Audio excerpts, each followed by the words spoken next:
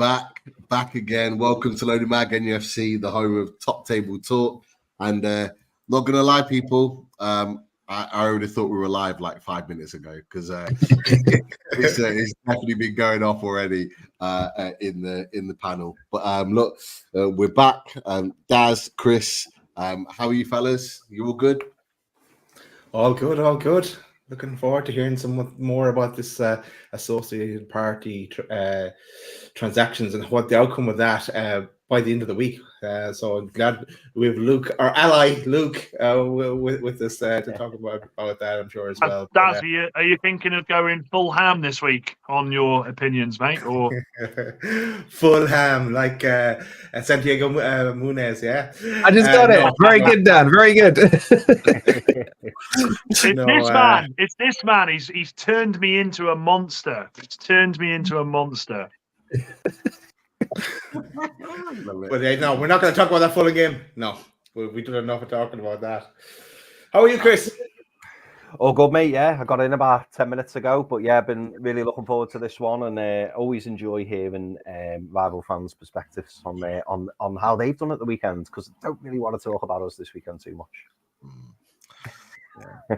I hear you, Chris. I hear you. We might have to grin and bear it though. Yeah, for a little section of this show. But welcome into City Luke TV. Luke, you're back. Different channel, but same face. New tash. How you doing, fella?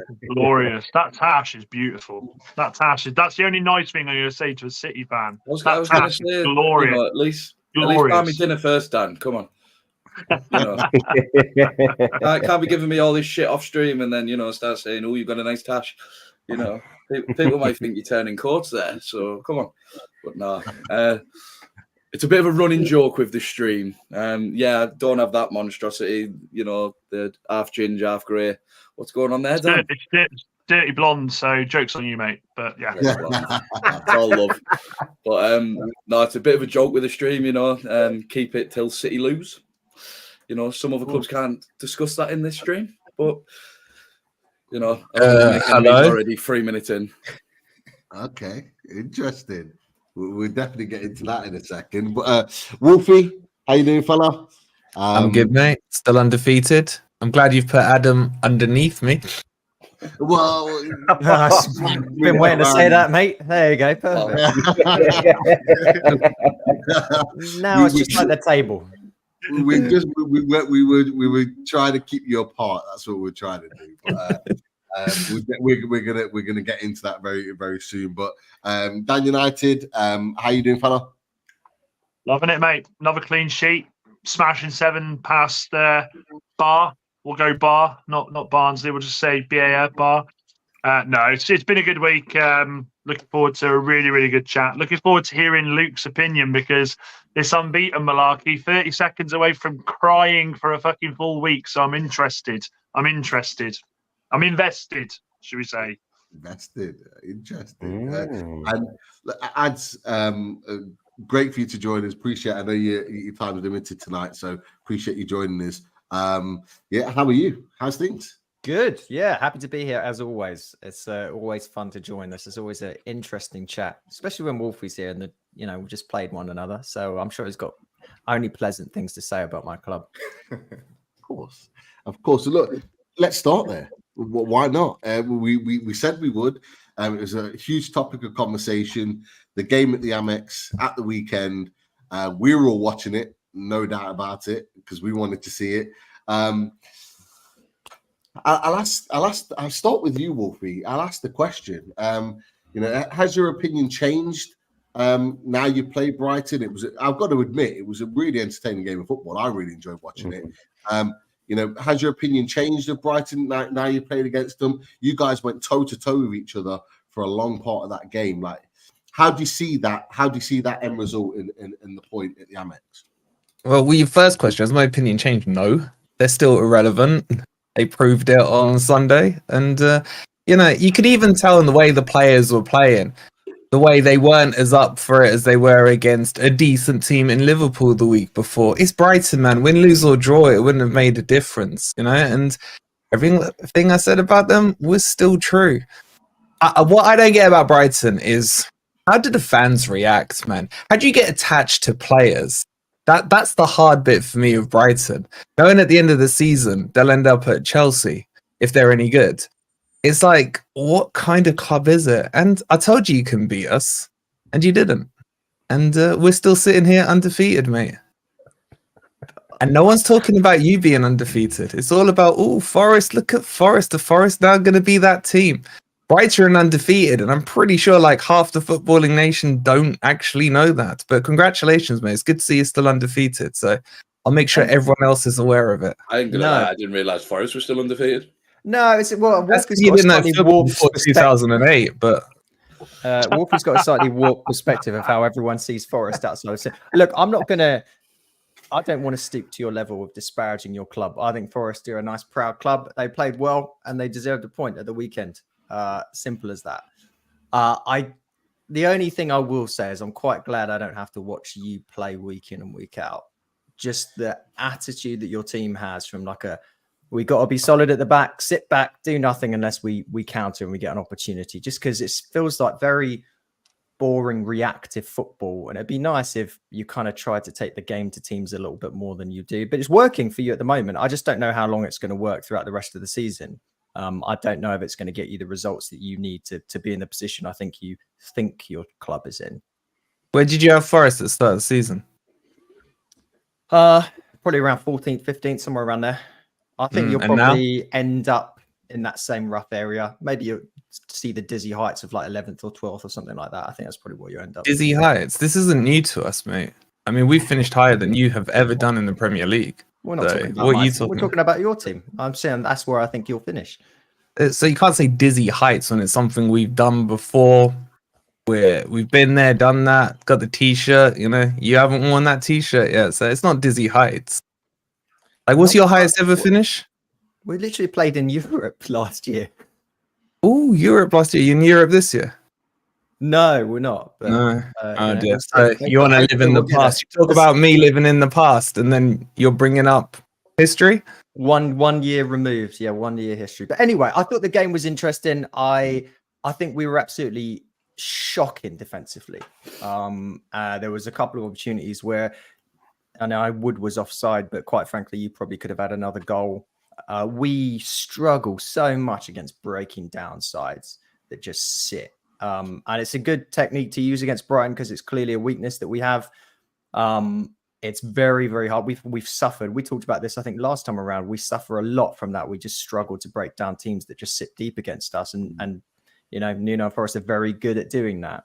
I think did I see you guys have like some of the highest XG when it comes to counter-attacking football and things like that? Like that was very clear at the weekend as well. You execute that game plan really well. Gibbs White challenge, I think for me, it was absolutely a second yellow leading to a red, and then we had the whole touch. Are you serious? Situation. Yeah, I'm completely serious. Do you want what did no physicality in football, like no touching, no tackling? I didn't say that. Well, that's what I was going to ask. Because he got the ball. I was going to ask the rest of the panel, like, from who watched the game, like Daz, Chris. I know you would have watched the game. Daniel Knight, I'm not sure if you managed to catch the game on Sunday. Did any of you guys think that the Gibbs White tackle was a second yellow? I got to be honest, Wolfie. I love you, mate, but I think he's put. Put it this way. I think he's given the referee, who, by the way, is I can't stand him. Horrendous. I think if you give that referee, is it Rob Jones? Rob Jones. Yeah, if you give him the opportunity to make a decision, he's going to go for it. And he's a referee that I know there's been plenty of talk about Michael Oliver, but he's a referee. Whenever I watch him referee my club, he loves being the centre of attention. Oh. He absolutely loves being centre of the attention. So I think, look, in some aspects, I can see what you're saying, Wolfie, but I think a referee like Rob Jones, you give him the opportunity to give a yellow for that, he's going to do it 100%. And I think Nuno was very justified in what he said. You know, it's every effing time but you can't give him the opportunity to give that booking. And let me add some context to that, because this is the Rob Jones who sent off. I don't know if you guys remember last year, Forest against Bournemouth, Nuno's first game. Willy Bolly wins the ball, then gets stamped on, and he sends him off with a second yellow card. Same idiot. And the fourth, And let me just add to it. What does Rob Jones do when the tackle comes in? He does this. He got the ball. Yeah. He literally said he got the ball. So who does he turn to? That bold fraud. And I'm not talking about Ten Hag. I'm talking about Anthony, what's his face? Taylor. The fourth official. Yeah. I thought And you were he- talking about Pep then after his shocking decisions the weekend. Sorry, carry on. Yeah. Who, by the way, reffed the match when Forest played Everton last year, and those 3 penalties were not given, and then the famous tweet came out. So it's an absolute joke. The refereeing that's happening. This is against the same team last season. What's the point of the fourth official if you don't ask them what they think of the tackle when they were closer and could see it? So let the fourth official ref the match then. Well, He didn't ask him. He got told him, didn't he? He took a recommendation. Whose decision should be final on the pitch? Well, that's a loaded question, isn't it? The point being is he asked for a reference from someone that was closer to the point, and he got that. No, he did not. Wolfie, I think with that though, I do think, and I don't know if anyone agrees, I think with VAR being what it is now, I think refs are terrified of giving a decision on their own. Yeah. I think they're absolute. And I think this is where we're seeing, sadly, like you're saying, that asking the fourth official more. I mean, for Christ's sake, before VAR, I honestly thought the fourth official's job was just to hold the subs board up. Yes, Literally. exactly. They were nothing to do with the game, were they? Let's be honest. Now you're seeing them involved. It was, United Southampton last week. The ref wasn't given a red until he went to the fourth official. So I take your point. I don't even think it's just like the VAR side of it though. Obviously, you've got all this PGMOL kind of coming out with tweets and Howard Webb trying to be accountable at any given moment when something's gone wrong. And at the end of the day, it's just where does it end? Because the more that they're going to start. At the end of the day, like if you look at, I think I said a long time ago about VAR, the perfect way to have it would be kind of a rugby situation where you can hear the audio in the ground and see where the respect. Like you look at rugby referees, you've got 6'8", 150 kilo men who are absolute units and would slaughter any of us. At the sight of a referee, they're upheld, and football's different. There's more tribalism, I feel, but at the end of the day, if you had that kind of live recording and live instance where you could hear what's going on, rather than kind of backtracking it later on, there's just no end to where this is going to go. People just. I get you saying, Luke, there's no respect. I think to add to that as well, Luke, and something that I've wanted for such a long time. I remember seeing it United Newcastle. You boys will remember this when Shearer should have got the penalty against us years ago, and the ref come out after the game and went, "I made a mistake." Referees do not have accountability. Yeah, they can release the audio 3 or 4 weeks later, and they can, and then we can talk about it. That's where Howard Webb is trying to be the cannon fodder for him. He's trying to be the cannon fodder. No, 100%. But I'd much rather a referee come out after the game and say, this is why, but they're too protected. They're protected more than a goalkeeper and coming up for a ball at a corner. Simple as that. Do you remember, obviously, our game at Spurs against Spurs last season, the 3-3, where Grealish is through and he blows it, and you can hear the audio going, I've made a mistake. But then there is nowhere in any form of the media that Simon Hooper comes out and goes, yes, I made that mistake. He gives you the audio, and then he knows he's fucked up. But then it goes to Howard Webb to explain the reasoning. Would you not? I mean, Luke, for you, I mean, obviously, it was a horrendous decision, and quite rightly so, you'd be fuming about it. But if the referee come out straight after the game and went, I made a mistake there, instead of having to wait weeks, you could sit there and go, yeah, it still hurts. But do you know what? The bloke's come out, he's held his hands, he's admitted a mistake. No, they need to put them in the league. This will not get sorted out until the refs are put in the league. The bottom 3 at the end of the season, relegate them to the championship. And then, and I'm not saying poor championship has to deal with them, but until there's accountability on these refs, I get what you're saying, Luke, about the rugby refs and everything, but there is no respect. I would never respect Rob Jones if I had a Forest shirt on that pitch, or any of the other idiots, Stuart Twatwell and all these guys. They're a joke. Two wrongs don't make a right. At the end of the day, these players giving shit to referees is more than likely going to make him just go, do you know what? I'm not even going to explain myself here. Howard Webb can do it. If you show the respect for him, I can't remember who that guy is who did the Under the Kosh podcast, that referee, older guy. Talking about Keno. Yeah, I know what you're talking about. Yeah. And then he was like, every time he would come up to me, I'm going to be like, fuck this, I'm booking him. Yeah. You know what I mean? Like, that respect is not there. Just bring back was that Clapton Day? No, Kalina, it was 100%. a real older guy, like probably 60s, 70s. Oh, really? Kalina is probably the closest you'll have to referees being respected. I Yeah, never the saw a eyes. player going in. The eyes. As soon as he opened those eyes, just like that, and they just well, all right, mate. But Yeah, you look at the Good players impression. that paid him as well, like in Serie A, Maldini, Gattuso. You know, these would have a field day over anyone now because they'd just be in their face. And But why is it? When you look at the Euros in the summer, the World Cup in Qatar, the year before that, whenever it was, you didn't have these incidents. You could count them on, 2 fingers. The standards of our refs are so bad, and we're sitting here talking about the Premier League being the best league in the world. You looked at the World Cup and Euros as well, though. When I think it was Anthony Taylor and joke. What a joke. Stuart Twatwell. The only mistakes made were English. Yeah, and they got binned as soon as physically possible. So it just goes to show the quality. It's probably something to do with the PGMOL as well.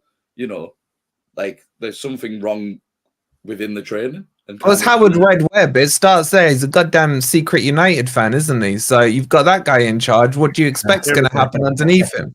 Remember all the decisions he gave United back in the day? We build, and then you have to just pull the rug from beneath me. I just did put a reality check into it, mate. Howard Red Webb. There's a reason he's called that.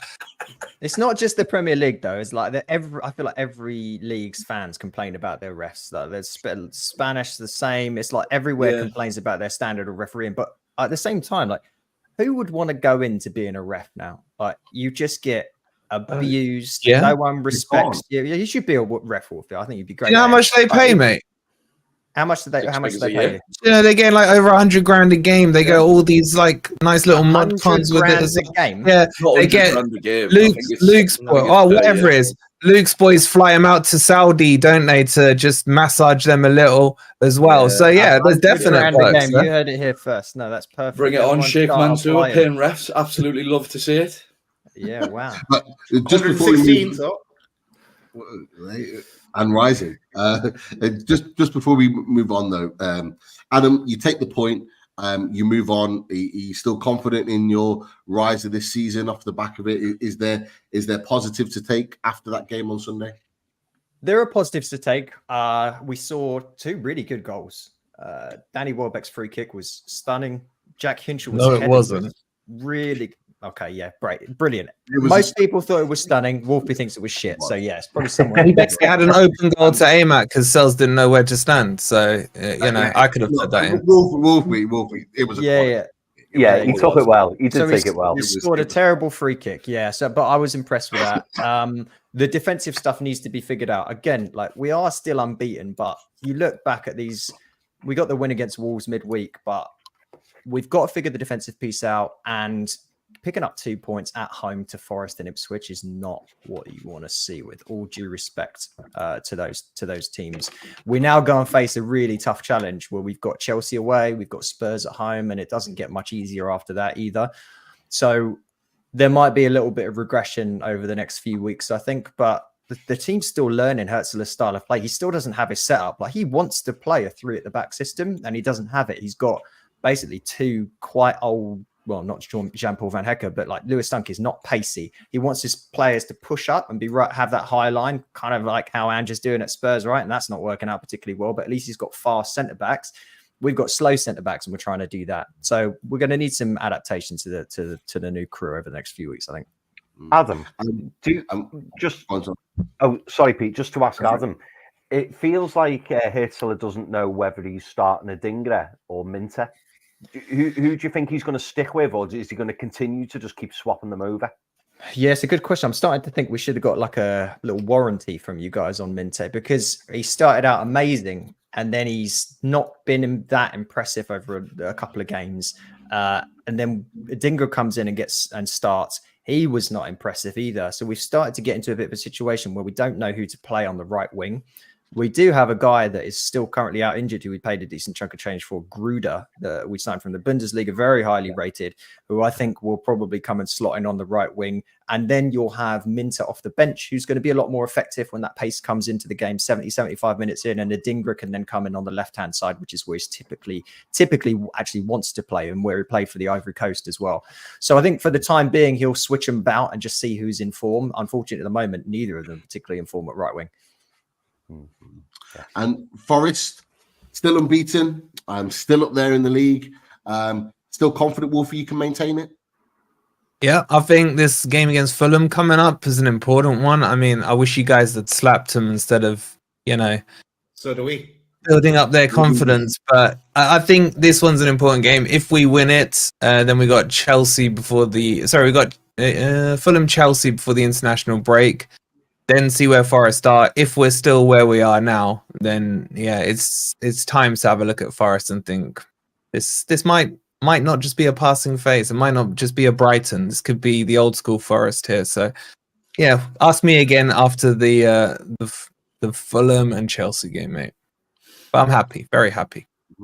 Interesting. Well, we'll come to somebody else who may or may not be happy. We'll come to you, City Luke. Big game Sunday after the other big game on Sunday.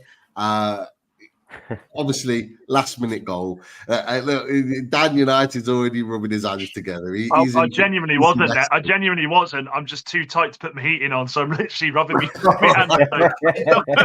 Sorry, carry on. I thought he was intrigued in what Luke's got to have to say. I'm wearing a bloody jumper, for Christ's sake. You're not related to Sir Jim, are you? I am, mate. I am. Yeah. And it's September as well. But Luke, good point, bad point. How you seeing it, mate? I think you have to look at it as a good point, if I'm truthfully honest. We were 2-1 down, 9 men behind the ball for the full second half. I think at the end of the day, we knew what we were going to get with Arsenal. I think they tried to play out, realised that probably City were going to be on top of them if they were to keep playing out. But obviously the red card from Trossard, bit cynical, but 100% a red card. I mean, you can't get away with, surely by now they should have learned from what they've done, with the Declan Rice incident, and then obviously Trossard's gone and done it not so many games after. But yeah, I think it's certainly, you have to take it as a good point. Of course, obviously, there's more bigger talking points that have happened throughout that game. Rodri's now injured with a ACL tear, which is at him out for the season. But yeah, just some real dark arts from Arsenal throughout that game, which you've got to give credit to.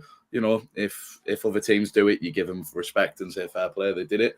They held out, but they were holding out for too long, got a bit complacent, and then, don't ever go against City because we will prove you wrong. And we've done that again. Everyone was kind of giving up, and we pulled it out the bag. And Arteta must now be thinking, what does he have to do to kind of get a result against us at the Etihad? Luke, just to say, I completely agree with you, by the way. I think it was a point gained rather than 2 points lost, particularly as to where you were at that point in the game so late on. Out of interest, and I'm asking the whole panel this, when Trossard made that foul, was it just me, or did anyone else think that it was the actual foul itself was the yellow card? It was actually everyone was saying it was because he kicked it away. But I think he got from where I sit. Obviously, it looked like a foul, and then we thought, oh, is he being warned, or is he just getting his final warning to then get a second booking? But I think because of how split second it was when he's kicked the ball away, that's when we've realised, oh, he's off here. Because I think he tried to say the way he's tried to explain it, it was as if he was trying to pass it to Calafiori, but the way he's kicked it was just like a full-on laces out. Whereas surely, if you're going to pass it like that, you don't ping it that way. But, What about Daka? Again, it probably is a yellow. I'm not going to lie. I'm not going to sit here and, kind of have one rule for me and one rule for another. It should be. But it goes back to the point, don't it, Luke? That the refereeing standards are pathetic. There's no consistency, and don't get me wrong. No consistency, yeah. The amount of Arsenal fans who are saying, oh, Michael Oliver kept you in that game. I'm sorry. But if you've watched that game, David Raya, had fucking 12 goal kicks, on average taking 45 seconds. Let's throw this back to the game we beat Arsenal 4-1 at our place. The first time Edison did that, he was booked. And I'm not saying that's Michael Oliver, but just this going back to this consistency thing, and I'm not trying to... If anything, Arsenal were helped over us. I know we got the red card, Trossard got the red card, and it benefited us to a degree. But I just think he was all over the place, pulling Walker in to have a chat and then going, actually, you can play on now, and then not letting him get back into position. I think he let the occasion get to him, Michael Oliver. I think he was... Do you know something, Lou? That yellow card, the second yellow card for Trossard. I mean, I'll be honest with you. Only one man ruined what was going to be for me watching as a fan of a different team. Yeah. A fantastic game. I thought it was opening up into an absolute classic, and I've missed this. We've had the Liverpool and City games where they've been classics. We've missed it a little bit the last couple of years. So it's Trossard for me. I actually feel like when Trossard makes the challenge, I think Oliver's thinking of the second yellow then, and then I think when he boots the ball, I think he gives giving the referee the opportunity. I think that's where it is now. I actually feel like, Kyle Walker for me, by the way, is done. I think he is done in that team. Yeah. What on earth is he trying to do for the marking of Gabriel? He's doing this, touching him. He's trying to rile him. Gone. He's completely gone. Loses him scores. The big thing I've always said about Walker these last 2 seasons, don't get me wrong, he's probably been one of Pep's best ever signings for City. He's been quality. Yes, he's been up there as probably the greatest Premier League right back, in my opinion. Fuck off if you say Gary Neville. Fuck right off. I've heard it all now. Gary Neville didn't have to fucking go to another team to become great, mate. He was there. Yeah, but look at him now. He's trying to do politics. Gary Neville, week in, week out. I take. You're gonna see him on the panel of Reform UK in a couple of months. Jesus Christ. We'll agree to disagree. Gary Neville was definitely up there as a right back. No, he was not. I think he's up there. I think Kyle Walker is better, but for me, Kyle Walker is up there. But what I've noticed over Kyle Walker over the last season or two, don't get me wrong, this season, there's been instances where we've realised it. Brentford, he played an under-21s game against Buxton, I think it was, during the international break just gone. I think I can find the tweet from City Extra at some point. But from sources that I've had confirmed for me, against that Buxton, he had a stinker himself. So do you know what I mean? Like, you can see it's time catching up, though, isn't it? It's time catching up with players. We spoke about Gary Neville. I remember Gary Neville against West Brom, his last game. He looked so far out of it. You knew it was the end, and I kind of feel like you've got. Was Lewis injured on Sunday? No, he just didn't play. Because Luke, what tends to do... It pains me to say it, mate. I really like Lewis. I think he is... he's incredible. Got talent. He's got talent. What it is, what I've noticed is, and every City fan will tell you this, when it comes to the big games with a player who has pace on the wing, it will be Walker who starts. I don't think there's that trust in Rico yet for the games, the Real Madrids, and we've seen that, Luke, haven't we, with Foden? I remember Foden coming through. But he didn't just play him and play. I get example that you have to give. Pep doesn't tend to fail with a player that he puts trust in. Foden came in at 17, gradually got it, and then look, last season he was Premier League Player of the Year. But the only annoying thing with Walker is he's been so reliant on that pace. I always say if he didn't have that pace, he'd be a Championship centre half. He would be nowhere near the Premier League.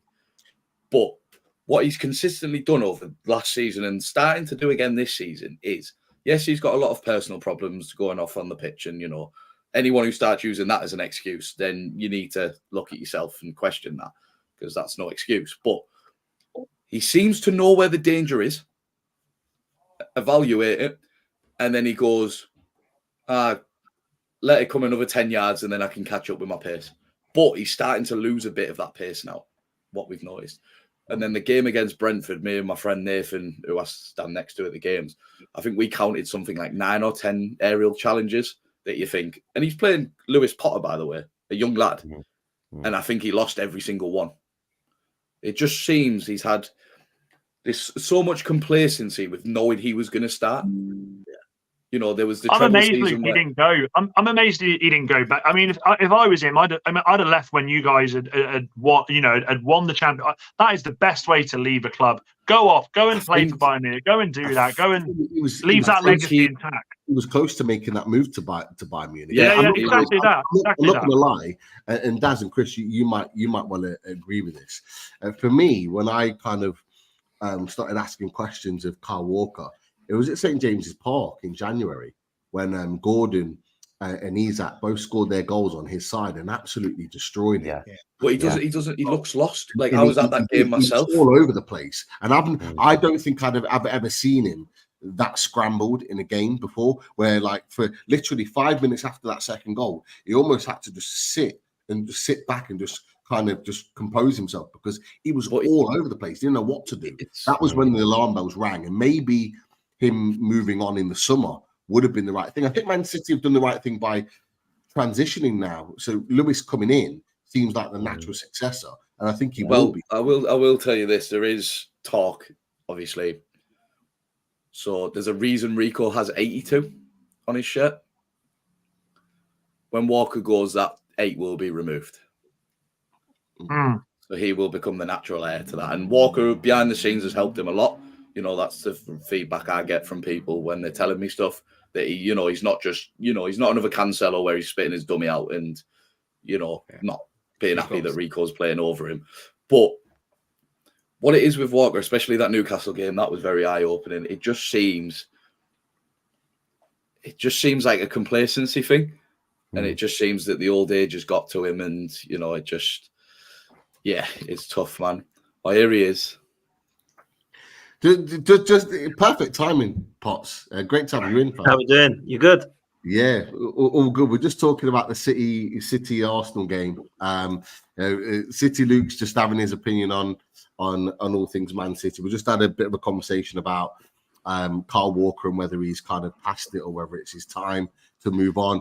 I want to get the Arsenal perspective. You know, I know you've mentioned it, and you obviously on 12th Man, you've had your own opinion on it. But just, you know, how is it now? Sort of, you know, 48 hours after the game, are you still frustrated with the fact that you didn't get the points? Are you still proud at the fact that you defended so well for so long?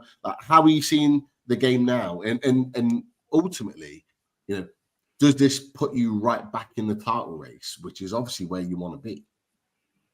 Yeah, listen, we couldn't have lost that game because 5 points, I think, with a City side, we've been 5 points, we've been 8 points ahead before, and we weren't able to go at 5 behind them. I don't see Arsenal winning the title from that point of view. So we weren't losing the game wasn't an option. Mikel Arteta proved that by the way that we defended in the second half. However, let's be real, like people that are giving us abuse and calling us a disgrace for setting up that way in the second half. We're defending a lead with 10 men, man, against the best side in the land, apparently. So, although they didn't play like it, they are good, like in terms of their attack. But come on, man, like we're trying to defend the lead at 2-1. And we were 10 seconds away from being told how great we were and how magnificent of a result it was. And now because we conceded in the last 10 seconds, it's a disgrace that Arsenal parked the bus. Look, we parked the bus big time last season, and I can understand the stick we got for that because if we would have won for it and won the game, we probably would have won the league, right? But I ain't having it this time around, man. When anybody that goes down to 10 men at the Etihad is going to do exactly the same thing. Not even just 10, sometimes 11. Exactly, sometimes 11, right? So I've seen teams go down to 10 men before and go for it. Ange Postecoglou did it with Chelsea. What happened? They got smashed, right? They got battered big time. Imagine, and that was Nicholas Jackson. Imagine Haaland doing that. They would have absolutely destroyed. Don't get me wrong. I fully appreciate, you know, parking the bus and stuff, you know, when you're down to 10 men. Don't get me wrong, Dan. What annoyed me more was this dark art of this constantly going down. And I know it's gamesmanship and you've got to play the game and stuff like that. But come on, there's a level that you've got to be at where you're like, this is taking the piss. Simeone's done it. Simeone's won league titles with it. You can't just dismiss it because you don't like it. Have Arsenal won a league title with it? Did I say Arsenal won a league title? Yeah, but I said Simeone did. But you're pushing over Luke, to the you fact can't. that if Luke, Simeone can at do the it, end then of the Arteta day, can do it. Luke, you can go at Arsenal for that all day long. The fact of the matter is, you had 45 minutes. Yes, they put men behind the ball, but you have got plenty of players in that team that should be able to break a team down. 100%. So I feel like the anger forget Arsenal, forget that. I'd be questioning more why my manager didn't make the changes that needed to be made in the game, and why we didn't. It took us till 10 seconds before the end to do something and actually break them down, because ultimately, look, we know City are world class, of course they are, but that was shocking. The second half, that was absolutely shocking. You played like I'd expect us to play against 10 men. Take the jokes aside, we're poor. That's how. Okay, you missed Kevin De Bruyne, and Kevin De Bruyne can unlock anything. You know, he really can. But when I'm seeing you set up on the edge of the box, and Diaz is having all the ball, not someone that we're all known for being that. Don't get us wrong. It was frustrating on our side. Like we were literally we were screaming for Foden. Looking at it as well, like, let's be real, Luke, right? You're an unbelievable side. But I just find it bizarre that I've heard this Arsenal dark arts, and I've got your centre forward throwing the ball at Gabriel's back of his head and grabbing hold of our manager, saying stay humble. So like we can play the game of Arsenal keep going down, but then Haaland's lost his head as well, right? So I think for me it's showing signs of a rivalry. Arsenal need to win something, in my opinion, first for it to be seen as a proper rivalry. But I think that it could be, if we was to get across the line, I think it could be for the next couple of years anyway, depending on what happens. I think the thing people are frustrated at from our side, like, I'll give you my context, obviously. Don't get me wrong. I've got family members who are Arsenal and they got an earful off me at full time, but now I've calmed down a bit. And you know what I mean? At the end of the day, it's the game. You know, you have to give credit where credit's due. You know, if you can give us the same, you know, obviously finding a way to get it done and get a draw. Like I said earlier before you came, you know, it's a point game for us. At the end of the day, you know, we want to try and kind of distance the gap as much as possible, and we'll see throughout this season. But have you ever seen, Luke, two fan bases so rattled in your life after one game, and we drew? I don't get it. Like Arsenal are rattled, Man City are rattled. I think, like, listen, in my opinion, hindsight's a wonderful thing, but there's no way Man City fans wanted Trossard to get sent off, because it wouldn't have been like that. It would have been 11 v 11. We were discussing that. I think when the game was opening up, we were probably more successful. You know, obviously with the first goal, but at the end of the day, if the game would have opened up, then who knows where it would have gone? It could have been 4-5-2, 4-3, whatever. And look, I've got to say it. The first 15-20, I thought we were in for a long afternoon. I thought you were the better side. I thought Haaland scoring early. I was like, that's the worst thing that can happen. Rodri gets injured, different game. Man City look different without him, man. I know he's great and world class, but you've got to look at that for me moving forward, because when you lost him last season, I think you got 1 in 6 without him. And I think when you I'm not as worried as I was last season with that. Is that because of Gundogan or? Yes and no. I feel like Gundogan still needs to kind of get the pace again, you know, of the Premier League. I think with that year away, he's lost a little bit of it. His intelligence is still there. Don't get me wrong. He's one of those players that if his legs go, you've still got an incredible player. But I just think if you have to compensate now without Rodri. So it'll probably be Kovacic and Bernardo that you'll see a lot in that middle, with maybe Foden or De Bruyne just above him. And we'll have to compensate for losing Rodri, who's probably the best player in the world at the minute, or one of them. But the only thing that's kind of got me with the Arsenal thing is obviously, and I'm not saying you, Dan, but a lot of kind of Arsenal fans celebrating the fact that Rodri was off injured. Yeah, that's disgraceful. But we have got a disgraceful fan base. There's a section of them that are not. Don't get me wrong. There's some of ours who I have called out and don't condone what they've said. That's every fan group, though, isn't it, Luke? I think we all have fans that are absolute disgrace. Absolutely. No, absolutely. You know, and it's always the same people who hide behind a fucking picture of a football player. Let's get that out there. You know, they've got no substance to what they say, and you know, I've tried to call a few of these out who join my comments, but. The only thing for me is, if you want to start discussing, obviously, a rivalry and stuff like that, 1, win something, and 2, come and play like Liverpool did, man. They were the most exciting times we had with City Liverpool. For me, they were anyway. down to 10 men, Luke. They were down to 10 men. They were. No, but I'm saying, like, in future. But they were 2-1 up. They were 2-1 up before. When you go away from home, you know, like last season, holding out, that's why they lost the league. because they But didn't. is that not?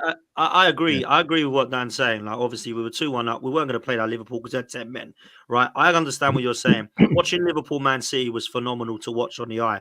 I didn't see a real proper rivalry though, like a Wenger and Fergie one, because they're all nice to each other, all happy, grabbing with each other, all getting the shirts off, Klopp and Pep But I hugging think each that's other. the whole way football's gone in general, not just. Yeah, but don't you miss that though? Don't you miss No, it? Though?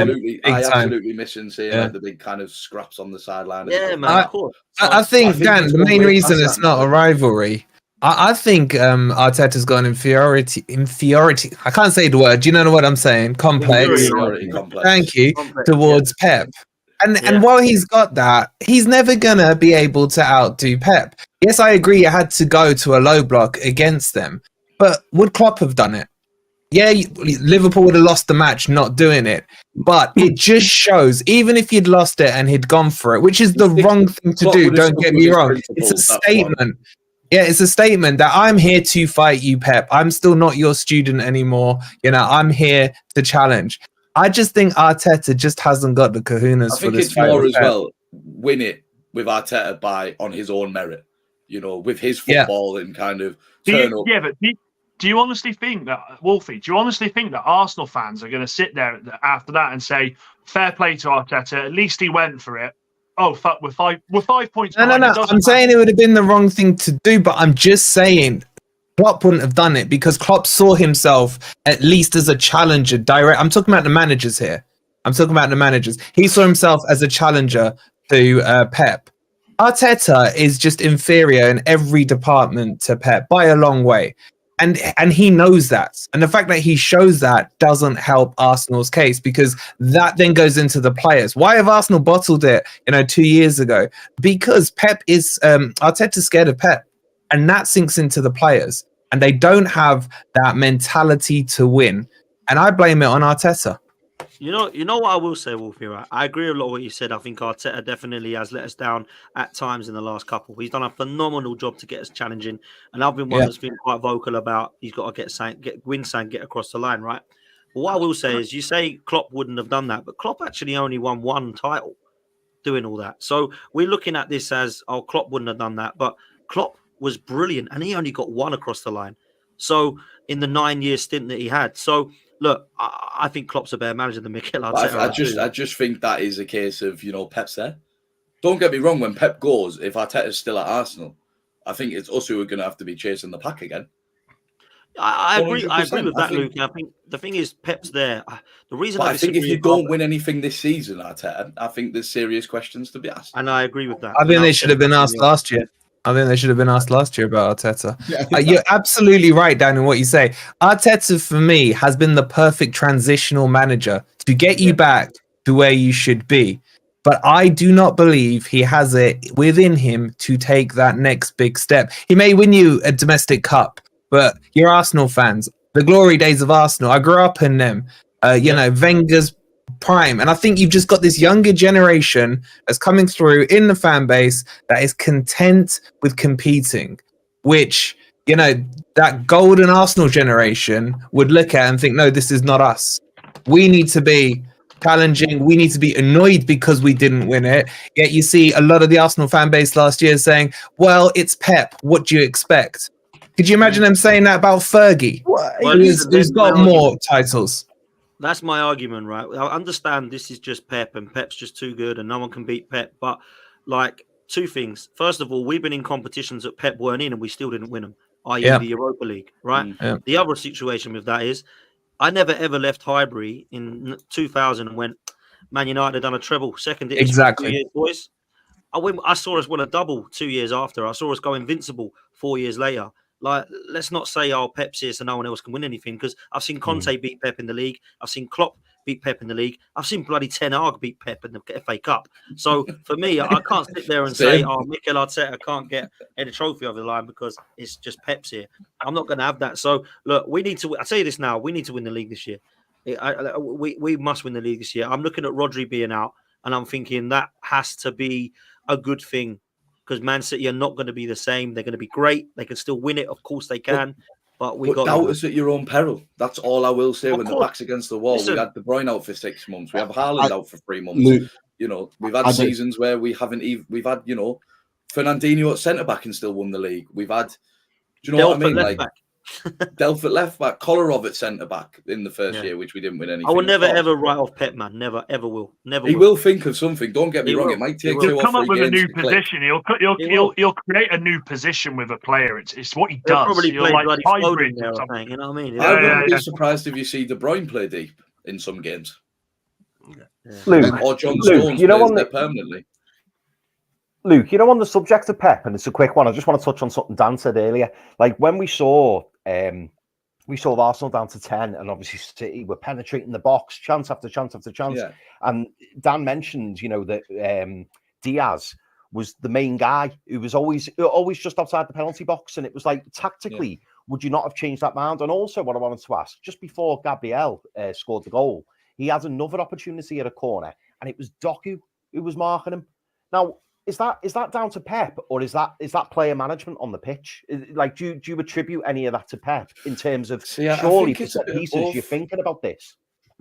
Yeah, no, like when we were watching it at the ground, obviously, you know, there was frustration at, you know, Diaz being the main kind of outlet with the ball and, you know, playing it side to side. And we're like, at the end of the day, this is where you need someone like, and Dan might agree, you know, someone like Phil Foden in the middle to kind of try and unlock that. You know, we've seen it in the tight spaces against like Villa last season where, you know, the ball's on the edge of the box and he's got a hat-trick from pretty much the same scenarios. But I just think it's more kind of, I think it's a bit of Pep, obviously, setting it up how he wants to set up, you know, have people out wide. The likes of, I think at one point it was towards Bernardo and Doku sitting as wide as possible and then having as many players kind of fitting into the middle as possible to move around, get Gabriel and Saliba out of position for maybe something to go into Haaland. But it's tough when you've got 9 men behind the ball, let's be honest. But I just think it's more, he's kind of the one to keep hold of the ball in case losing it on the counter. I think if he's the one who keeps the ball, then you kind of, you know, it's a safety thing really. But I do think that, you know, it should have definitely started to be looked at that someone who can unlock a defence gets the ball. And what do you think on Doku, Mark, and Gabriel, who arguably is the most threatening player in the box other than maybe Haaland, certainly from like a corner. And then it was Kyle Walker, and then we saw Kyle Walker lose Gabriel, and then it was Gabriel obviously who scored the goal. Like what? I mean, he just wanted to play tag really with him, didn't he? Just wanted to play a game of tag. Just started tapping him. I don't know what the hell he's doing. It was bizarre. That was bizarre. I'm just wary because there's a couple that may need to drop in just a second. Adam, I know you've got to drop in just a second, but I just want you to weigh in really quickly on the title race now. How do you see it? Obviously, the draw on Sunday, Rodri now out. You know, Odegaard's out for 7 more weeks or so before he's back. How do you see the title race now sort of panning out, in your opinion, after this game? I don't know how much it told us, to be honest. I think I said this to you in plots a few weeks back where there's this like Arteta's, you're about Arteta has to win or he's, you know, might have to go. I disagreed with you at the time, but if you don't win now, Rodri's gone. Like Rodri's that important to City, right, Luke? I think if you can't win now with him gone, I don't know when it does happen. The next time you're looking at then is when Pep goes, right? Potentially. So I think this has to be the time.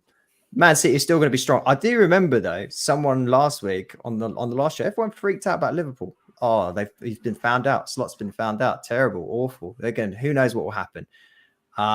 And they seem to be just fine this week in both of their games. So it was the opposition, Adam. It was too much for them the week before. Yeah, exactly. Yeah, they're found out.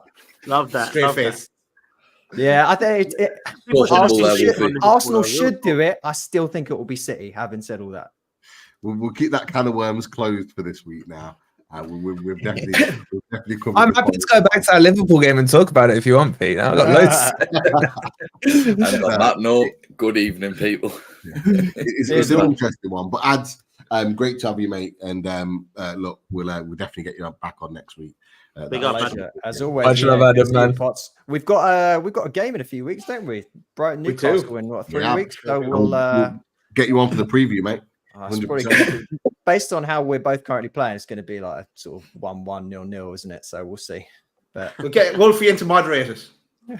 I'll bring my ref out. My Rob Jones ref top.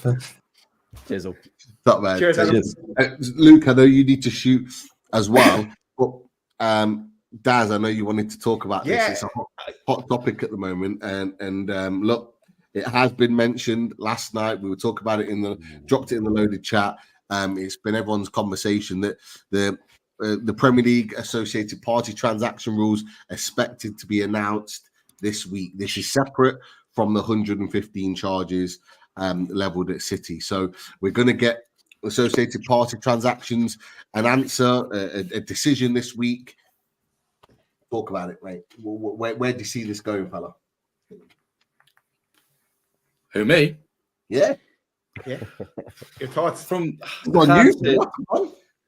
I can't say too much, but obviously Dan knows the kind of people I speak with, like Martin, Mancunian, Way, Torn. Obviously, we get told the odd little snippet here and there. I think from what I've been told, there's some successes that could change a few things, but I think there's also some losses in there as well. Not a full outright success for City, but again, I think there is kind of, again, I'm not a legal professional before anyone starts assuming I am. I'm just going off what information I've been given.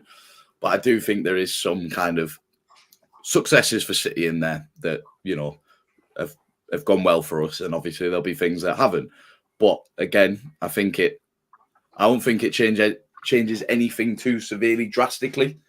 I just think it's a case of, I'll try and open the floodgates, but I can't say too much. So, but I do think there is particular things within it that could help others. I'm not going to say who, but we will wait and see by the end of the week. I've had my views on it off stream, but them views are not allowed to be said on stream because they will cause some controversy. But I definitely do think there is some small minority wins that will help others. Hopefully, when you say help others. Let's be honest, boys. None of us care about that. It's just when are we going to hear about the 115? Well, you see that. I'm sorry, but as I would suspect we want to know the result of this third-party transactions, because ultimately that was the rule that came in as soon as Arteta stop you guys. Yeah, exactly. So if there are any quick wins in there that we find out this week, Wolf is just going to be bitter when we overturn this 115. That's all it's going to be. Well, no, because we've got one of the richest owners anyway. So if you want to open some floodgates up, cool. We'll take some of those floodgates. I'm not fussed. I'm more about the integrity. I feel for Rodri. His next game for Man City could be in Division 2. Yeah, I feel for him. Going and using the Championship, so why not? Good luck with it. I think there's more chance of him playing in Div 2 than us in the Championship. Luke, if you say Martin quite well, Martin must still have links from his Yeovil and Mansfield days. Just stick with him, you'll be fine, bro. Yeah. I've said repeatedly, fucking send us down. I'd love it. Rerun it. Rerun it. We'd still come back up to the Premier League and win a title before Arsenal or United. So wrap it in. Luke, I hate this perception from City fans. Honestly, we'd love it. No chance. I could not give. I'm far from giving a shit about it. I just. Yeah, but then if you go down, it's because you're guilty, and because then it will be proved that you've cheated. So surely, exactly. No. And then if we're guilty, then we need to ask questions about the ownership. That's all I will say about it. You obviously need to ask what's gone on. You need to hold someone accountable. But don't get me wrong, I was there when we were shit. I enjoyed them days. But now, we've reaped the success of not as much as I did. Owner. You can't say you're the only treble winners anymore, so. No. But we got ours fairly, mate. We didn't. But if you look at the timescale of the 115, I don't think it was anything from. Luke, I'm joking. Chill. Luke, take a chill. There it is. Reel it back. I'm take a chill. And hey, you never know. The next treble you might get will be the LDV, the Carabao Cup, and what other thing do they play in those lower leagues? We used to do the Rumbelows. Remember that cup back in the day? The Milk Cup. Hey, and all whilst we're winning all that, Ten Hag will still be at United with a leaky roof. Yeah, that's fine, mate. I'll take a leaky roof over 115 charges, mate, all day. Don't worry, so Jim will fix it. You can fix a leaky roof, mate. You can fix a leaky roof. History of being tarnished, no chance. We will You see. speak to the Glazers about your history recently. 8th place. No charges, Nothing though, was mate. No over 115. No 115. well, you're actually the only club who've been fined for fucking financial fair play. Yeah, but we're not worried about relegation from it, mate. We took a fine. We move will on. not be relegated. Dan, Don't you worry can't about sit there after your 40 million allowance that was given to you, Yeah. eh? So, You've been Pocket given, change, mate. Pocket change. We're a club that needed that money. Okay, we needed that money. What for? Needed. for the What have roof? you got in your pocket? But Anthony, I can't tell you what I got in my pocket, mate. I cannot tell you what I got in my pocket. I refuse to tell you what's in my pocket. Sorry, Luke. What are you saying? What was that 40 million for? The leaky roof, Ten Hag transplant? No, it was to Ruben improve still the right to kitchen come after back? Ronaldo had a moan about it. We've improved the kitchen. We've got a proper caterer coming now. Everything's hunky dory. You've gone from winning Need tiles in the swimming pool. Yeah. Decent chicken and rice, haven't you? Jesus Christ! Take chicken and rice, mate. Take chicken and rice. We won't have to worry about salt and ours, mate. Like all I can hear from your side, so it's absolutely fine. Okay. Absolutely, Dan, fine. Absolutely it's fine. just years of torment. I've had that many years of United fans in my ear. Hey, Luke, and do you know something, mate? And it's exactly the same for you, mate. Like, I say this from jealousy. Of course I say it from fucking jealousy. You dominated for so long, mate. I hate it. I hate it. Like, it was Arsenal before then, but I'm sitting here. I would rather see Arsenal win it than you guys going to hear it. So welcome it's to our all world love. from the 90s, the 2000s, the 2010s, and then the turning of the tide. This is how it feels. So... Well, I'm surprised that no City fan has ever. Right, so I mean, with LB as well, Potts. I'm surprised no City fan has ever given the best response that would shut me up and stop me. Man City relegated us, for fuck's sake. No one's ever brought that up in an argument. Why? That is the easiest one you can use, and no one's ever. It's Dennis Law. Dennis Law, sorry. of all people. I was looking at the fucking Forest thing in the corner. Jesus Christ! But yeah, and the 5-1. Before we were good. Well, unbelievable. We're now going to segue. We're going to segue because we've started talking about Man United. So we're going to segue on to Man United. And Luke, I know you might have to shoot, but it's been a pleasure joining us. Pleasure, Luke. Nice pleasure. Nice to meet all you lads. See you, Luke. Take care, bro. Mind yourself. Let's talk about Man United and Newcastle to close, really, because look, I know we don't want to talk about Newcastle. We're going to have to. We'll talk about Man United first. Look, I'm not going to lie. I did expect Man United to win that on Saturday. From what I saw, particularly in the first half, you had good chances to win that game, to score goals. Missed them. Sort of Fernandes one just past the post with the outside of his foot.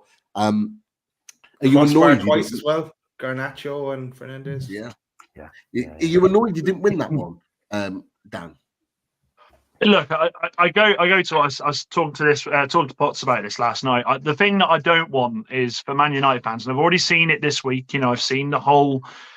We seem to be making progress. It's coming back. This is it now. We've had the bad time of the season. Now we can push on. Now we can do this. It ain't that. It ain't that. Look, the games coming up for me are the more important ones. Now, I will say this about we normally lose against Palace. We do. We've got a horrendous record there. Last season, they absolutely decimated us 4-1.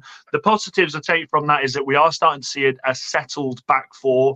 Luke Shaw, I don't know if you've seen, has been ruled out for longer. Literally, why we haven't just sold that guy and just cut our losses. It's just getting embarrassing now. But what I will say is we are seeing that settled, especially the centre-back partnership, and I have been impressed with them. I think Martinez and De Ligt are looking decent. We go back to what we said before. Martinez was a very lucky boy for me to be on the pitch. It could have been catastrophic for many reasons for Manchester United. Not only losing a player who would have got a very hefty ban if he had connected that, but it would have impacted us in the games coming up. I'd much rather Martinez and De Ligt at the back against Spurs, against Villa than Maguire and De Ligt. So there are positives. There are massive positives. But my problem is I know what we're capable of in the other side of it. I know we can win games, but I know what we're capable of in the sense of we've got a loss coming up. We can't rest on our laurels. Yeah, it's 3 clean sheets in a row, but those clean sheets are coming against Palace, no disrespect, Southampton, no disrespect, and fucking Barnsley. So we can't be shaking our bums. We can't be, asking people to give us our flowers. This season is a long, long season. We've got to make sure that we challenge for Champions League. And based on what we've done so far this season, that isn't going to happen. We are not challenging for Champions League football. The sooner Manchester United fans get that in their heads, the better. Now, if you're asking me if I'm happy with a point, yeah, of course I'm happy with a point. But then the other side of that is how far we've fallen down. The fact that we are happy to go to Crystal Palace and come away with a point. I thought Dean Henderson was fantastic in goal. I watched Dean Henderson play for the town that I was born in, Shrewsbury. He had a loan there when they got promoted, and you always knew that he was a player that could go on and do something. Unfortunately, he's just had injury after injury after injury. So it was good to see him come back and play well. But there are positives to be sure, but at the same time, we cannot sit here and expect that's it. We're back in a Champions League race, because we simply are not. It's as simple as that. And to furthermore say on that, like I was saying to Potts last night, the only way we're getting Champions League this season is if we do a madness and he wins another cup, and that cup being the Europa League. Because in the league, teams are going to find us out. They already have found us out. We've lost. Was it twice already this season? It's not good enough. So I'm all for the transition, but we have to have the transition in the right way. And picking up two games, two clean sheets against Palace and against Southampton for me isn't enough for me to get excited yet. No chance. Dan, why is Bruno undroppable? I think he's got dirt on Ten Hag, mate. That's the only thing I can think of, because we're seeing him do it with Rashford a lot more now. There was for a period of time where he would not drop Rashford. Now it's got to that point where Rashford's had a decent, okay-ish start to the season, but I think we can all see that Garnacho's the boy that he really wants to nail down that left wing position. The only thing I will say about Fernandes is, and this is where Manchester United, I think, have been for the last few years, it's that moments of magic. We are Magic FC in the sense of we will do something out of nothing. The Garnacho goal, the FA Cup final, we have those moments of magic. And I think he probably keeps him on there because he does have the ability, even having a shocker, he will pull out. Does that show he's got no game plan? That's no game plan. That's like, freestyle it and see what happens. I've said that though, mate. I've said this. There is no game plan with this manager. He relies on the players digging him out week in, week out. Simple as that. Well, are we actually going to keep this how long are we going to keep this going for? That is crap. Like, let's be real. Like, this is mad now. Like, if I'm an Arsenal fan sitting there right now going, to keep 10, I'll give him a 10-year contract. It's going brilliant. Best thing since sliced bread. Then I could do that. But if I'm a Man United fan, I'm seething as to why he's still in the job. Like, on real talk, I mean, like... Potts, it's because they're scared of Southgate, Potts. They're scared of Southgate. That's all it is. I guarantee... I've got so many Man U mates who will not say Ten Hag out because of Southgate. If we can hold out for this Everton ownership, I think they'll dig us out there. Then we suddenly they're all going to come out of the closet, aren't they? Oh, I've always been Ten Hag out, and all this suddenly because Southgate ends up at Everton. I mean, I think Man U fans are more interested in the Everton takeover than the Everton fans, and they're in dire straits. And it is all around Southgate. They are so scared of him; it's hilarious. But I agree with you, Potts. Could give him a 10-year contract, mate. Well, I would love to nothing more than to see him there. But I saw something today, I think it was on Terry's channel, and he put something up about how the new structure is saying, we're not quite sure of the style of play. We're not quite sure how long this guy's got. And I'm like, what were you expecting then? Because we've had this is his third season. I've not seen a style of play. I think it's incredible that he's won trophies. That's what the game is about. But that does not mean that you keep a manager forever. Di Matteo won a Champions League and got sacked. I've seen a lot worse managers winning trophies getting sacked. Like, when you look at the league, and let's be real, as much as the League Cup is brilliant and an FA Cup is brilliant, I would absolutely take that. This is Man United, not Wigan, not Everton, not West Ham. They've been horrible boys, not Newcastle. We would love a League Cup and an FA Cup. I look at it, Manchester United are Manchester United, right? They're the biggest team in England, apparently. And they're like, well, he did win a League Cup, so we better keep him. That is not what would have happened years ago. For me, I actually don't see any improvement since Ollie was here, man. I'm not even going to lie to you. Like, he got a lot of stick and fair play. He deserves some of it. But I look and they've switched, and I think, are they any better off like 5 years later? At least Ollie had a style of play, an identity, counter-attacking. Yes, he was clueless, but you could see the style. And then many fans are still waiting for this style to emerge. It's taken Slot about 4 games to get his style across in the Liverpool team. How long are they giving Ten Hag because they're scared of Southgate? It's ridiculous. As you said, Potts, it's 3 years, no identity, no style, scared to make the big calls. keep him in as far as I'm concerned. If they're going to keep Eric Ten Hag, then this is what I wanted to ask the panel. So Dan United, you said you don't see yourself getting Champions League football. So for the rest of the panel, where do you see Man United finishing this season? Because I'm not going to lie, I've got no idea. I've got no idea. Ninth. I'll tell you now, 9th. That's what you're thinking? I originally had them down as 7th, but I'm saying 8th because I think Chelsea underneath them. I think Chelsea finish ahead of them the way they're playing. Chris? If Ten Hag stays, I'd say 7th, 8th, something like that. Potts? I've got them to win. Yeah, to win. No, I'll tell you who I think is going to finish above them. So yeah, I've got them 8th because I think City, Arsenal, Liverpool, Newcastle, Villa, Spurs, and Chelsea are all going to finish above Man United. So I'm going to go 8th. Yeah. Dan, don't forget us, mate. And the other race for Europe.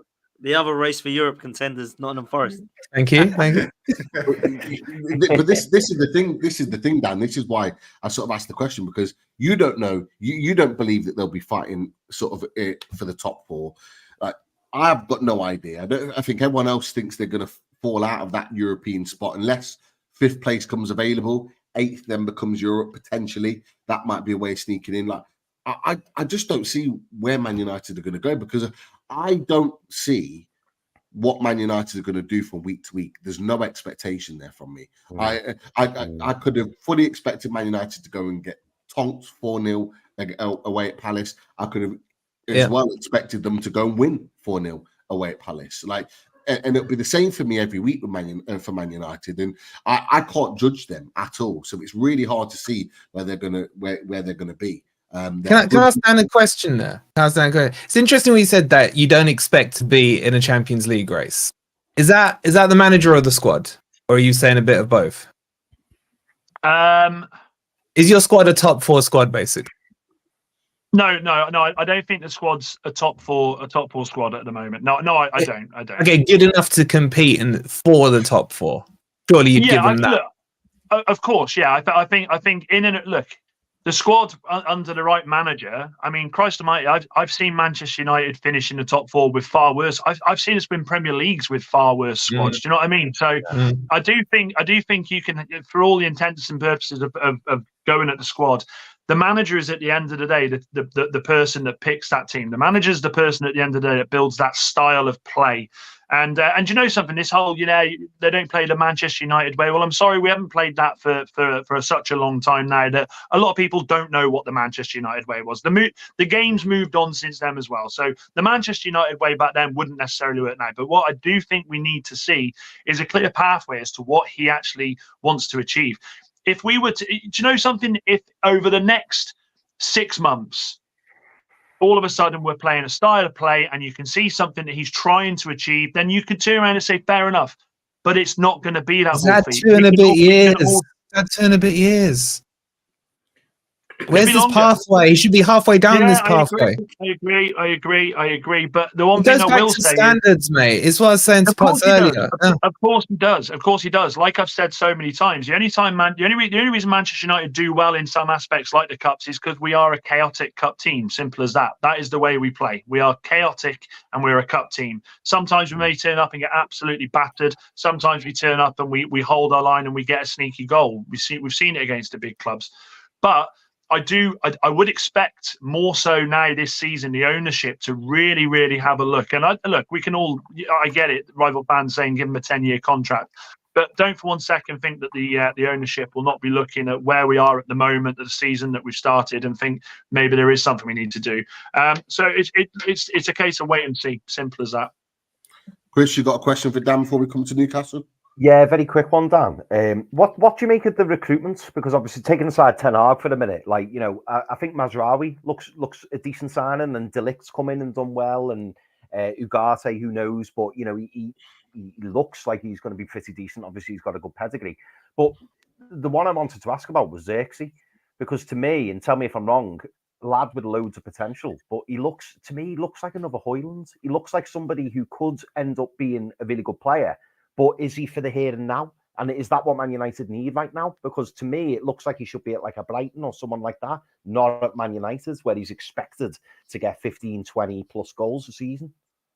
Well, look, Xerxes not that player anyway. I think we're all football fans. We can all see he is not an out-and-out striker. There is no way. No. He is a player that will drop and link the play and try and build it. So Tom Huddleston. Tom Huddleston, sorry? I thought it was. Well, it was Tom Huddleston when I saw him.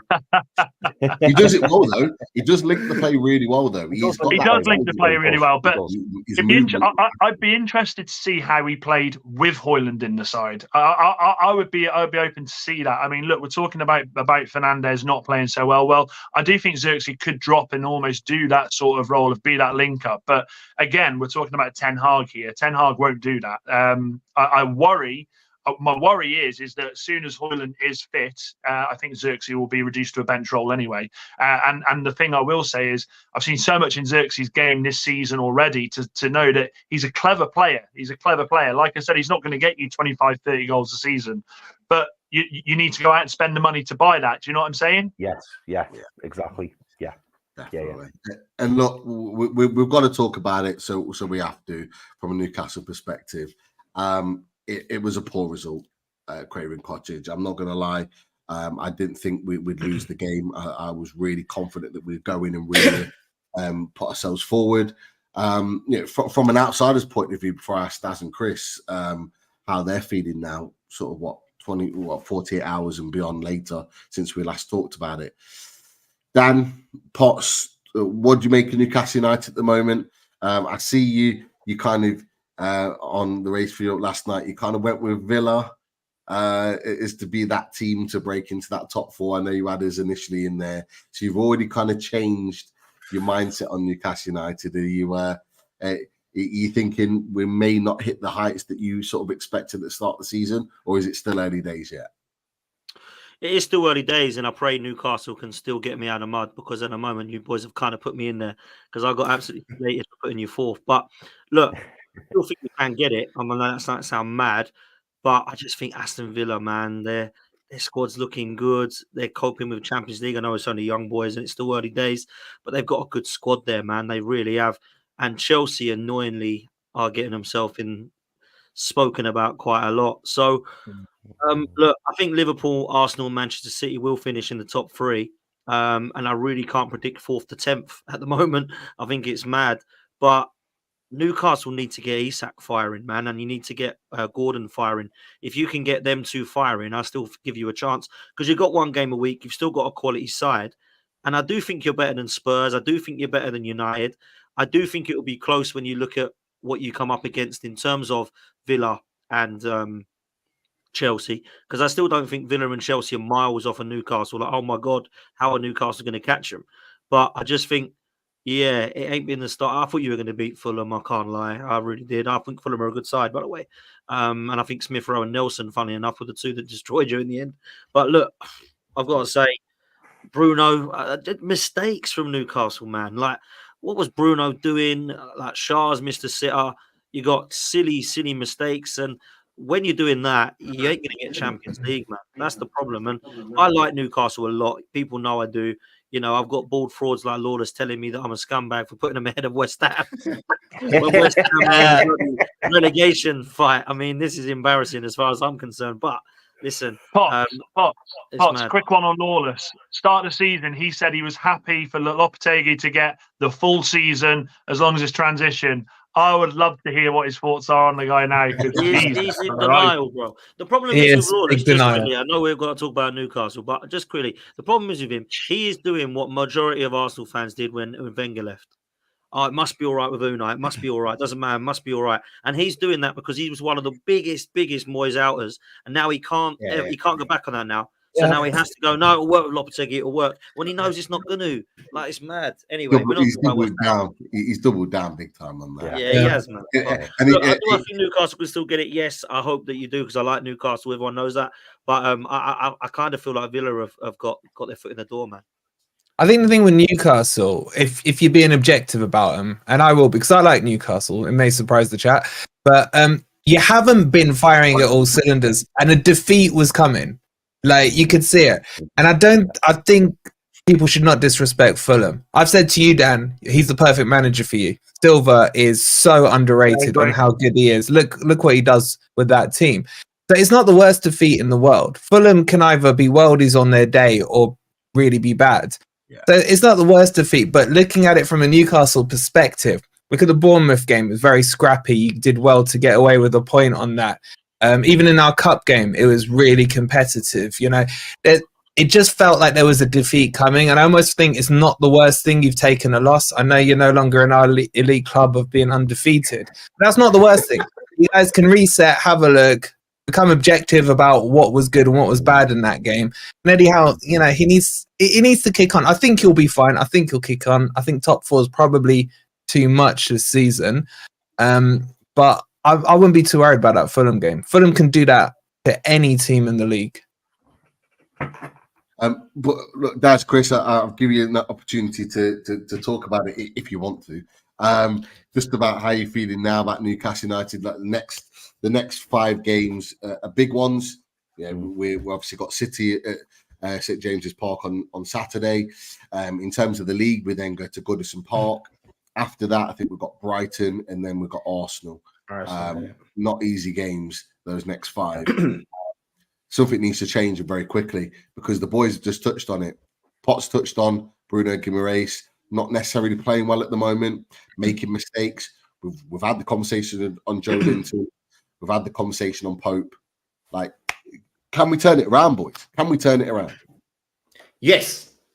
I think we hit rock bottom on Saturday night when we reviewed that. As in, we knew we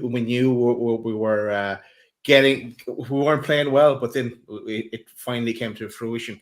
Look, it's not rock bottom if we get beaten by Man City. It's not rock bottom if we get beaten by Arsenal, but getting beaten by Fulham, yeah, that's bad. Even though we're away from home, and we thought our away form had improved from the win against Wolves. But the good news is that we saw today that Mark Douglas came out with that Eddie and Phil Paul Mitchell are talking. They're back friends again. So our employees are talking to each other. So that's good. That needs to happen. Fucking brilliant. Football friends. So hopefully we can kick on and get our house in order now as well, and put in a decent performance against Man City. Maybe even get a draw. What were they arguing about? Transfers. What would it? All right, I thought Mitchell was saying, I'll talk to you, but I'm not talking to that Tarry reject twat Tyndall. Tell him to bugger off and leave us to it. Leave JT alone. He's sound. I met him at the airport. Mad dog. Yeah. Chris, have we got a chance against City? I know we're doing the preview, but in a couple of days. But what are you thinking? Do you know what, mate? I've been thinking about this today, and for me, I think you could argue that City, it's come at a good time. Rodri's out. City have just scraped a point against Arsenal. You know, this is probably the best time, and it's the St James's Park. Can we do it? Yeah, we can. My only issue is, obviously, if we play like we have done in the previous 5 games this season, 6 if you count in the cup game, there's going to be concerns. Like, these players, if you can't get up for Man City at home, you may as well just give in now. But we need to see a response. We need to see a reaction. And if we do see a reaction, you know, and something clicks, what better way to kick into the next 4 games? We've got a tough run, Pete, as you spoke about. We've got some really, really tough games coming up. And if we can kind of catch City unawares a little bit, they're going to feel a bit wounded after the weekend. There'll be a lot of players who, you know, maybe are feeling the pressure a little bit of pressure on Pep, a little bit of pressure on City on a whole because Arsenal playing so well.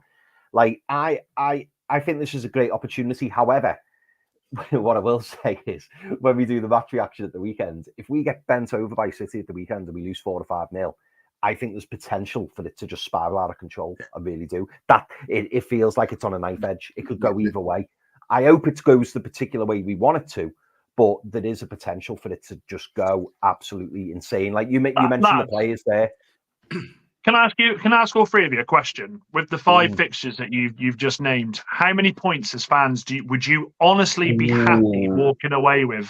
Mate, this was the last question we asked. Yeah, I think I said 7. You said 5. I said 5 and you said 7. Yeah. So just, Is that including the Wimbledon game or not? In the fixtures. Wow. Yeah, so City, Everton, Brighton. Oh, Chelsea away. Sorry. Yeah. Chelsea away in there. That's a tough set of fixtures, horrible. boys. Horrible, mate. But if we go and beat City, it sets us up lovely. It sets us up lovely for the game. But if City end up doing a job on us, you're wondering where to look. And then the Eddie out rumours will then kick off. That's what I was going to follow it up with is the Eddie Howe situation. Then if you come out of them with say 3 points with against Everton, is the questions going to start being asked? And honestly, even after the game on Saturday, there was a section of the fan base that want him gone. They wanted him gone before a ball was even kicked this season. And with every loss, it grows and grows and grows. And if we lose to City, look, for me, I've got no expectations on Saturday because it's City. And I'm not going in there demanding that we get a draw, demanding that we get a win. I think we're capable of it because we're at St. James's Park and we're capable of competing with any team. We've proven that over the course of the last 2-3 years. But there's no expectations for me. But there was fans in there that are literally waiting for Newcastle to lose so they can go on social media and just go how out. Are we demanding a performance though, Pete? Are we demanding a performance? Because like we've said, we've had the results, and then obviously we didn't get it against Fulham. We played poorly, but let's be honest, we've played poorly for the vast majority of these games. If we continue to see Gordon underperforming, Joe Linton, Isak not getting the ball, Bruno making mistakes, Pope making clangers, is a question's going to start getting asked of Eddie because is he losing the players? This is what I've been thinking today. I'm not looking at like the team needs to perform. I'm looking at those players that you just mentioned. Bruno's not had a good start to the season. Isak hasn't played well at times, but for me, he hasn't been getting the service. He had no service whatsoever. He's been making intelligent runs, not getting the ball. Gordon needs to put a good performance in because he hasn't so far this season. Players like Barnes has been arguably our best player this season. I'm not mad at him. I'm not mad at him. Joe Linton needs a big performance because he's been making mistakes and not playing well at the moment. I'm not mad at Tonali. Isak looks like he needs a bit of Erdegaard behind him and Saka alongside him. That's what Isak looks like to me. I knew it was coming, man. I knew it was coming. And you know what? I'm really glad that he said that, Potts, because meeting the Isak going to Arsenal conversation, I'm gonna go and raise you this. He's whipped it out, the big guns. So now I remember us having a Wolfie, can you see our clubs on that? Wolfie, can you see our clubs? No, mate. We play football, mate. We play football. Well, debatable. I remember, not necessarily directly with you, but certainly people on the 12th man chat that are very much Arsenal fans having to go at me and Newcastle United for time wasted. And we never do that. Arsenal. I remember that team. Hey, come on, like mate, I can never have it spoken again. We've had to in the last few games, my guy. Having Tottenham you're up there with Steve Cooper, mate. What's going on? It's we've never have it spoken again. Dark arts, man. We've had to do it. We've had to now. I don't mind it personally because it's not like Arsenal. Wenger certainly didn't allow us to have that. You would have all got fined if you would have done it under him. Trust me. Yeah. But look, it's part of the game. And I remember Eddie Howe coming to the Emirates being a 0-0, and I think the ball was in play for 23 minutes in the whole game or something mad like that.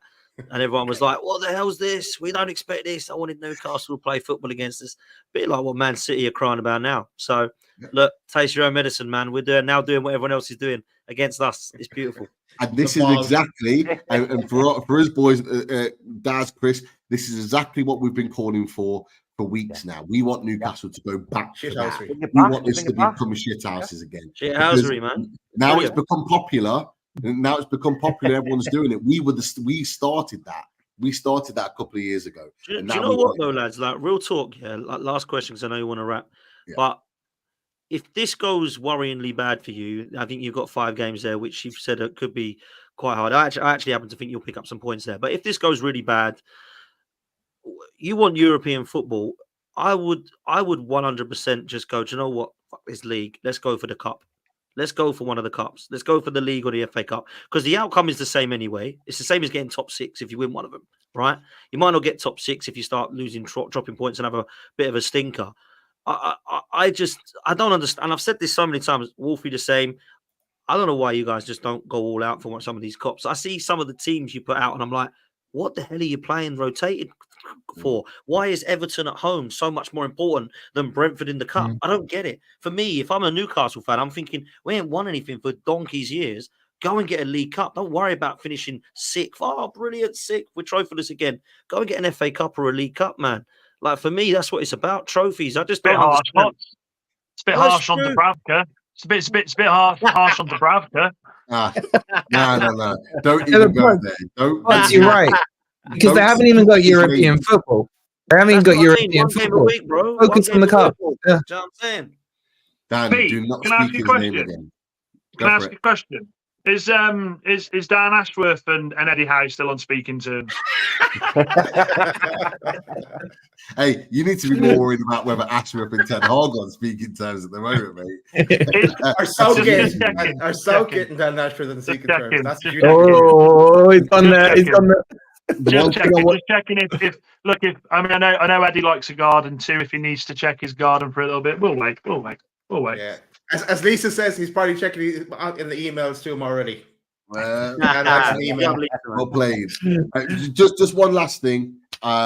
If we do produce a miracle and we win on Saturday, lunchtime kickoff, and we beat Man City, come on, Newcastle. You're welcome. I need you to go supersonic on this. I need you to go supersonic with this win. I need you to rub it in to Dan Lawless's greasy bald head. We can't hear. We can't hear Please. Pete. We can't. Will Luke be on the show next week? He can be if you want him to be. Then there's no excuses. We listened to him say that there was no. We'll be fine. I need to hear it from him. If you guys do get the result, because I'm hearing City fans saying it's okay. We'll double pivot. We'll do this. We'll do that. First test is coming up, and what a place to go for the first test as well. Mate, this is guest appearance, Pete. I think. This is why it's a great opportunity for us. This is why it's a great opportunity, because even if it doesn't actually happen on the pitch, psychologically, that's a big blow to City. It's a massive blow to City. Rodri is arguably is De Bruyne back? Is De Bruyne back for the weekend? Don't know. Not likely, but you just don't. You don't know. I mean, that's the worst, isn't it? That's the worst. De Bruyne and Rodri out. You'd be worried if you're a City fan. And you're evil. You're just pure evil. I see what you're doing. You're building up their hopes, mate. They're starting to believe. I saw little smiles and little glints in their eyes, and you're evil. just think of this scenario, boys, and I promise you, I won't say it again. Think of this scenario: you miss out on Europe this season. Eddie Howe gets it with United. Wow. Good up, Dad. Yeah. Get him out of it. But look, just scenario. Well, Southgate gets it with United, mate. Fucking hell. He deserves a knighthood if he does, mate. Fucking hell. Oh, God. Southgate. The talk of Eddie Howe, Ashworth, and Southgate is enough to end the stream for this evening. But massive thanks to the panel. Dan United, great to have you on. Make sure everyone check him out on United First. Make sure you check him out on TikTok. Wolfie, Forest Fans TV, pleasure as always, mate. Pops on 12th Man. If you're not subscribed to Pops, you need to go and do it now, of course. And obviously, we've got Adam from Together BHA. We've got City Loot TV. Absolute pleasure to have everyone on the panel. Of course, as Newcastle boys, myself, Daz, and Chris, it's always a pleasure. Never a chore. Big up to everyone in the chat. Massive thanks for you coming and tuning in. Make sure you click those likes on the way out. Come on, click those likes and subscribe to us if you've not been in the channel. We've had a few new chatters in there today. Thank you for coming and showing your support. And look, from Loaded Mag NFC, we'll be back with another top table talk at some point next week. How'd you like that? See you later, everyone. How you like